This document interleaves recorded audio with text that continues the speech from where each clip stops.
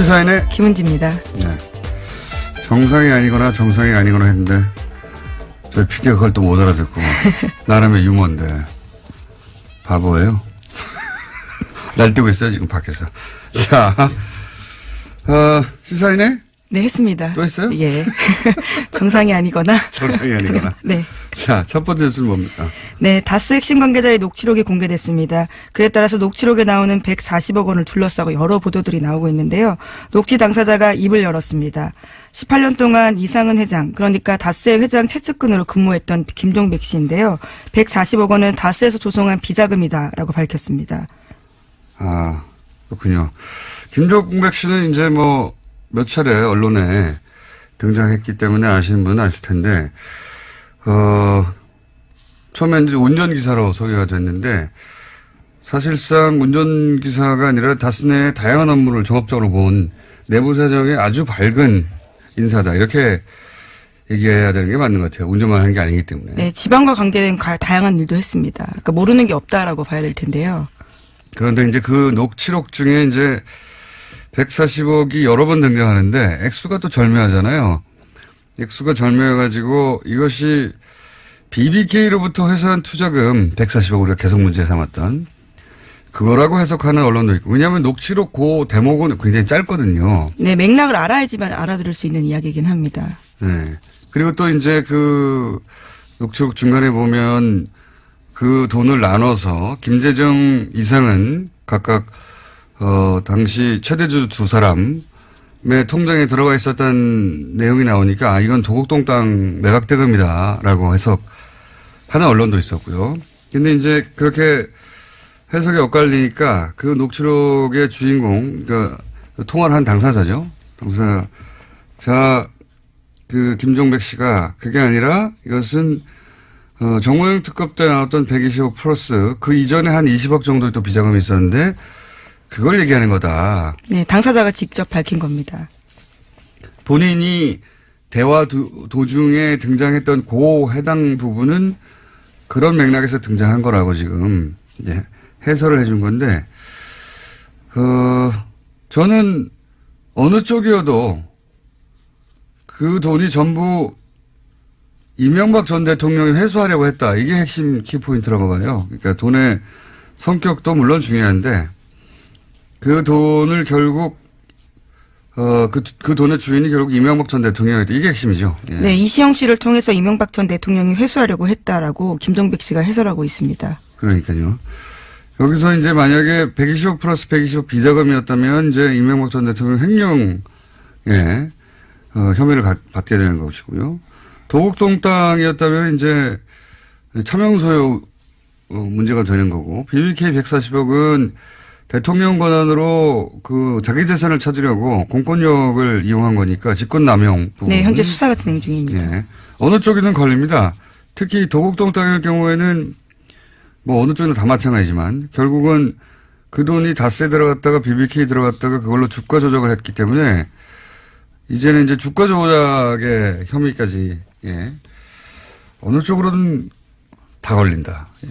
어쨌든 그런데 김종백 씨는 이 녹취의 주인공 김종백 씨는 그 돈은 120억 플러스 120억 비자금을 의미하는 대화 속에 등장하는 거였다. 네, 120억 플러스 20억. 20억. 예. 자, 결국은 이 대목은 검찰이 밝히겠지만 어느 쪽이든 간에 이명박 전 대통령이 치명적으로 작용할 건 동일합니다. 본인이 정황이 나왔으니까요. 그리고 이제 김종백 씨 본인도 이제 관련 인터뷰를 했더라고요. 네, 어제 MBC와 여러 가지 이야기들을 했는데요. 언론에 정확하지 않은 정보들이 나가기 때문에 그에 대해서 자신이 밝히겠다라는 입장도 이야기했고요. 뿐만 아니라 비자금이 제대로 밝혀졌으면 좋겠다라면서 여러 가지 이야기들을 했습니다. 이동영 씨가 다스의 한 18년간 이상은 회장의 기사이자 그리고 다스 내부에서도 여러 보직을 맡아서 사실상 내부자인데 이렇게 이제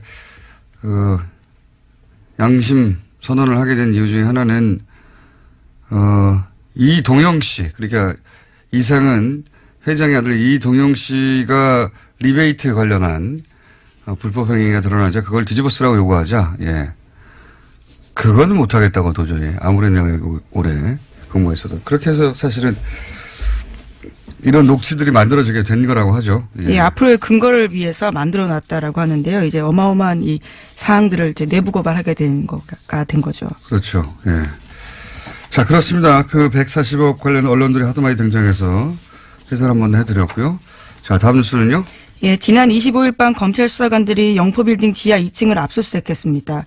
영포빌딩은 이명박 전 대통령이 1991년부터 소유하다가 2007년 자신의 재산을 기부해서 만든 청계재단에 넘긴 건물입니다. 서울중앙지검에서 압수수색했는데요. 현재 서울중앙지검은 140억 원을 돌려받는 과정에서 이명박 전 대통령의 직권남용이 있었는지를 수사하고 있는 팀입니다. 당시에는 빌딩 내 다스 사무실과 청계재단에서 근무하는 다스 직원 책상만 있었고요. 그래서 지하 2층 존재는 전혀 알지 못했다라고 합니다. 그렇군요. 거기서 중요한 건 이제 BH 청와대 불러왔을 듯하는 거죠. 그리고 다스라고 적힌 상자가 여러 개 나왔고. 네, 40상자 분량이나 나왔다라고 합니다. 그리고 거기에 이제 문서의 내용은 모르겠지만, BBK 관련 보고라든지 뭐 LK 뱅크 관련 문서 같은 게 나왔다는 거잖아요. 네, 네. PJ 진술조서라는 것도 있다고 하는데, PJ는 김백준 전. 씨겠죠. 예. 네. LK뱅크는 하도 이름이 많이 등장해서 이름 다 알 필요 없다고 말씀드렸는데 LK뱅크는 소위 BBK의 이제 지주회사 격이고요. 이 문서들을 다 복원하고 있었다면 아마도 애초에 재판이 계속 진행됐으니까 재판 때문에 복원했던 것 같고 그리고 이 관련 문제가 이후에도 불거지면 방어하기 위해서 자기들 논리상 필요한 자료들이 있어야 하니까 그래서 남겨둔 게 아닐까.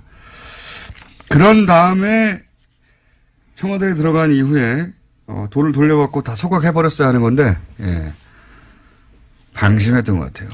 제가 보기엔. 전혀 이곳을 누가 알 거라고 생각을 못했던 것으로 보이는데요. 거기서 뭐가 나올까요? 예. 예, 물론 MBC와의 통화에서 이명박 전 대통령 측근은 BBK는 기본적으로 그 당시 예전에 있었던 일을 정리하는 거지 그 이상 아니다라고 부인하고 있습니다. 물론 뭐 일관되게 그렇게 얘기했죠. 근데 문서가 왕창 나왔으니까요. 이게 어디로 갈지 모릅니다 이제. 예. 그리고 그게 이명박 전 대통령의 사설 창고에서 나왔다는 점이 굉장히 또 중요하죠. 예. 나는 모른다고 할 수 없게 된 장소 자체가. 자, 다음 뉴스는요? 예, 지난주에 잠깐 언급한 적이 있는데요. 검찰이 이명박 전 대통령을 피의자 신분으로 전환했다라고 합니다. BBK 주가 조작 피해자들이 이명박 전 대통령을 직권남용으로 고발한 지 106일 만이다라고 합니다. 피의자 신분이 됐군요. 지난 금요일 날 잠깐 제가 얘기했는데. 예, 아침에 속보로 떴었는데 제 속보를 체크를 못해서 가지고 죄송합니다. 예. 죄송할 것 같죠. 자. 예. 6시 이후에 나온 뉴스라서. 제가 얘기했는데. 예. 자, 다음 뉴스는요? 네, 이명박 전 대통령의 친형 이상득 전 의원이 지난 26일에 검찰에 출석했습니다. 국정원으로부터 불법 자금 1억 원을 받은 혐의인데요. 하지만 건강상의 이유로 4시간 만에 돌아갔습니다. 아침에 휠체어 타고 나왔는데 4시간 만에 돌아간 겁니다. 이분뿐만 아니라 이상은 회장, 현 다스 회장도 아프실 예정인 걸로 저는 알고 있습니다. 네. 그리고 다스 자체도 아프실 예정인 것으로 저는 알고 있고요. 다스가 어떻게 아픕니까? 다스도 아프실 예정인 것으로 고위부도 뭐 이런 얘기도 나오고 있고. 예. 비자금 옮기는 거 아니냐 뭐 이런 얘기도 나오고 있고. 예. 다스 회장님도 다 아프실 예정이고. 예. 이상득 전 의원, 이명박 전 대통령 형님도 이미 아프신 상태였죠. 네, 혐의를 부인하면서 건강 때문에 조사받을 수 없다라면서 철수했습니다. 예. 앞으로 계속 아프실 예정일 거예요, 관계자들이. 자, 다음 뉴스는요. 네, 군 사이버 사령부가 온라인 블랙리스트를 만들었다. 그리고 관리했다라고 오늘 아침 한겨레 신문이 보도했습니다. 네, 정확히는 한겨레 21 보도인데 한겨레 신문에 나온 겁니다. 레드펜이라는 작전면을 썼다고 하는데요. 이명박 정부의 비판적인 인터넷 사용자 등의 대상이었다라고 합니다. 이거는 제가 전문 분야입니다. 이게 무슨 의미냐면 사이버사 혹은 뭐 국정원 이런 곳에 정부를 비판하는 아이디 블랙리스트가 있었다. 이게 무슨 의미냐면 이렇게 활동합니다. 저는 오랫동안 봐왔던 행태인데 이제 온라인에서 정부를 비판하는 사람들이 있잖아요. 한두 명도 아니고 몇만 명이죠. 그 중에서 이제 열심히 하는 사람들이 한 10,000명 정도 있다고 칩시다. 뭐 개인들 중에.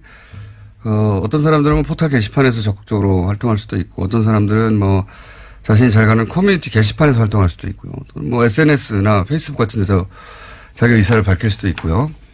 그런 개인들을 뭐 몇만 명 단위로 이제 아이들 수집하는 거예요. 그리고 나서 그 사람들이 예를 들어서 포털의 게시판에 글을 써요.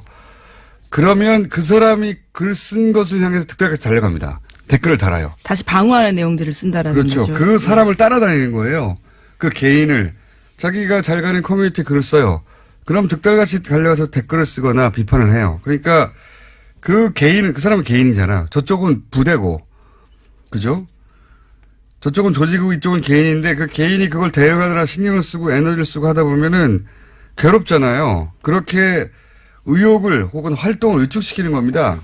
그래서 이 활동이 여러 가지가 있어요. 제가 지켜본 바로는 그렇게 그 사람들 따라다니는 경우 또는 그 사람이 글만 쓰면 공격을 해서 그 파급력을 떨어뜨리는 거죠. 중화시키는 거죠. 네, 해당 기사에도 그런 내용이 있습니다. 20명 내외 검색팀에서 하루 24시간 작업을 수행하면서 관리했다라고요.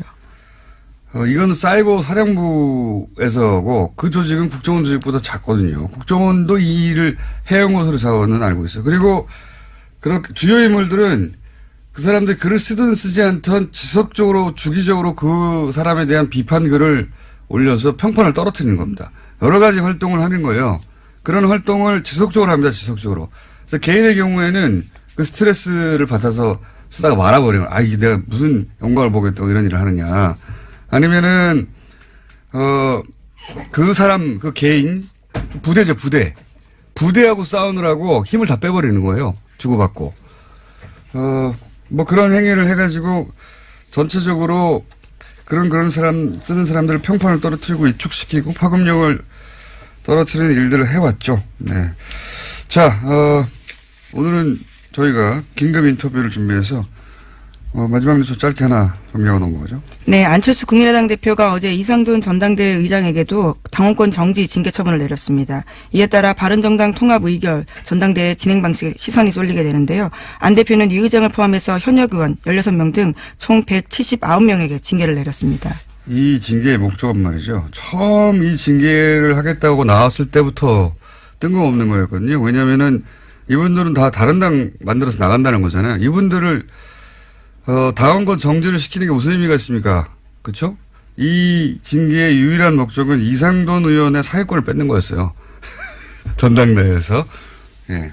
네, 어쨌거나 명시적인 주 이유는 창당 발기인데 참여라고 하는데요. 이상돈 의원은 여기에 이름을 올리지 않았다라고 합니다. 유일한 목적은 이상돈 의장이죠. 의장. 예. 전당대회 의장의 사회권을 뺏는 게 목적이었지 나머지 분들은 다 의미 없는 겁니다. 178명의 명단은. 그래서 저희가 모셨습니다. 예. 이상돈 의원을 저희가 처음으로 스튜디오에 직접 모셨습니다. 예.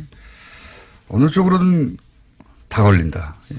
어쨌든 그런데 김종백 씨는 이 녹취의 주인공 김종백 씨는 그 돈은 120억 플러스 120억 비자금을 의미하는 대화 속에 등장하는 거였다. 네, 120억 플러스 20억. 20억. 예.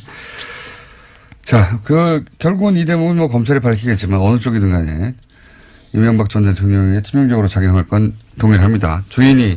본인이 정황이 나왔으니까요. 그리고 이제 김종백 씨 본인도 이제 관련 인터뷰를 했더라고요. 네, 어제 MBC와 여러 가지 이야기들을 했는데요. 언론에 정확하지 않은 정보들이 나가기 때문에 그에 대해서 자신이 밝히겠다라는 입장도 이야기했고요. 뿐만 아니라 비자금이 제대로 밝혀졌으면 좋겠다라면서 여러 가지 이야기들을 했습니다. 이동영 씨가 다스의 한 18년간 이상은 회장의 기사이자 기억도 물론 중요한데 그 돈을 결국 그 돈의 주인이 결국 이명박 전 대통령이었다. 이게 핵심이죠. 예. 네, 이시영 씨를 통해서 이명박 전 대통령이 회수하려고 했다라고 김종백 씨가 해설하고 있습니다. 그러니까요. 여기서 이제 만약에 120억 플러스 120억 비자금이었다면 이제 이명박 전 대통령 횡령에 혐의를 받게 되는 것이고요. 도곡동 땅이었다면 이제 차명소유 문제가 되는 거고 BBK 140억은 대통령 권한으로 자기 재산을 찾으려고 공권력을 이용한 거니까 직권남용 부분. 네, 현재 수사가 진행 중입니다. 네. 어느 쪽이든 걸립니다. 특히 도곡동 땅일 경우에는 뭐 어느 쪽이든 다 마찬가지지만 결국은 그 돈이 다스에 들어갔다가 BBK 들어갔다가 그걸로 주가 조작을 했기 때문에 이제는 이제 주가 조작의 혐의까지. 시사인의 김은지입니다. 네. 정상이 아니거나 정상이 아니거나 했는데 저희 PD가 그걸 또 못 알아듣고 나름의 유머인데 바보예요. 날뛰고 있어요 지금 밖에서. 자, 시사인의 네, 했습니다. 또 했어요? 예. 정상이 아니거나. 정상이 아니거나. 네. 자, 첫 번째 뉴스는 뭡니까?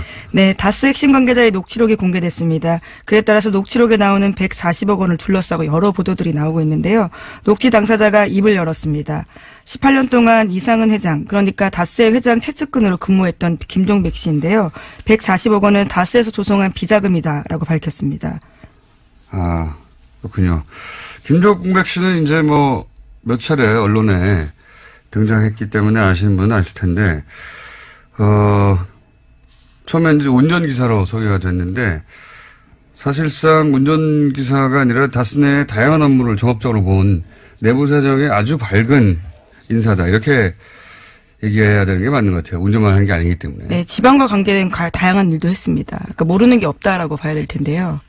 그런데 이제 그 녹취록 중에 이제 140억이 여러 번 등장하는데 액수가 또 절묘하잖아요. 액수가 절묘해가지고 이것이 BBK로부터 회수한 투자금 140억 우리가 계속 문제 삼았던 그거라고 해석하는 언론도 있고. 왜냐하면 녹취록 그 대목은 굉장히 짧거든요. 네, 맥락을 알아야지만 알아들을 수 있는 이야기이긴 합니다. 네. 그리고 또 이제 그 녹취록 중간에 보면 그 돈을 나눠서 김재정 이상은 각각 당시 최대주 두 사람의 통장에 들어가 있었던 내용이 나오니까 아, 이건 도곡동 땅 매각 대금이다라고 해석하는 언론도 있었고요. 근데 이제 그렇게 해석이 엇갈리니까 그 녹취록의 주인공, 그러니까 통화를 한 당사자죠. 당사자 그 김종백 씨가 그게 아니라 이것은 정호영 특검 때 나왔던 120억 플러스 그 이전에 한 20억 정도의 또 비자금이 있었는데 그걸 얘기하는 거다. 네, 당사자가 직접 밝힌 겁니다. 본인이 대화 도중에 등장했던 그 해당 부분은 그런 맥락에서 등장한 거라고 지금 이제 해설을 해준 건데, 저는 어느 쪽이어도 그 돈이 전부 이명박 전 대통령이 회수하려고 했다. 이게 핵심 키포인트라고 봐요. 그러니까 돈의 성격